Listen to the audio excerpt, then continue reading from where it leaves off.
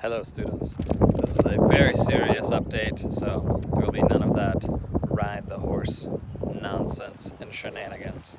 So I have a few updates that I need to share with you. This is a long list of updates, so please bear with me. I am aware that some of your audio on your computers has been struggling. You've had some difficulties with it, so I'll provide this information in closed captioning as well at the bottom of the screen. So, some updates from DESE. First off, the civics test, CPR test, Missouri and U.S. Constitution test for seniors has been waived, so there's no requirement for that anymore. And MAP testing and EOC testing has also been waived as well. So I think I told you that in the last update. The ACT test and SAT test has been delayed, and I'm imagining it'll just be the next month after they lift all the restrictions. From Misha, all spring sports have been canceled, and that includes track and Scholarship Bowl, Scholar Bowl as well.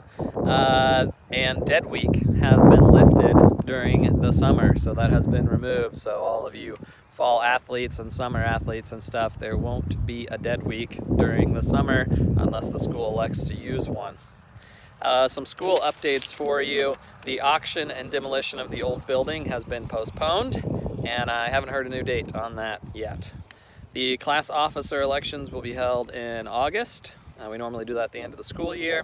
And organization elections have been postponed until August as well. So you just do those in August. There has been talk of possibly doing a Zoom-based election, but I don't know for sure how that's going to happen. So just talk to your class sponsor, your organization sponsor about that. Registering for classes is going to be online. Mrs. Ginther has already sent out some information on that, and teachers will be providing some information on what those classes will look like as well.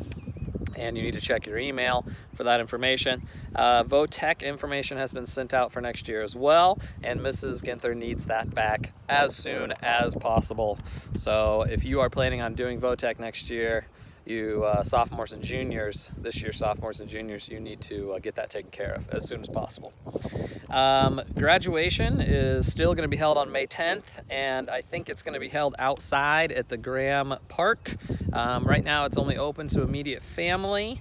We'll be able to attend, and Mr. White and Mr. Hollingsworth are looking and trying to figure out how to do a live feed or something similar with that. The graduation information is subject to change, so don't be surprised if the information changes on that. Teachers are in the process of making an Honors Day award video that can be sent out to all the students and the parents. So we're supposed to have Honors Day where we recognize the science person and the English scholars and high GPAs and stuff like that for junior high through juniors. And we normally do that May 8th. It's a little windy out here today, folks. Whew. We normally do that on May 8th, but we're putting together a video for that, and we'll get that sent out to you guys. Students will check out by class the week of the 11th, and they haven't given us details, but I'm guessing that there'll be like a sign-up schedule, and you'll come to the school at the time you sign up, turn in your textbooks and your Chromebooks.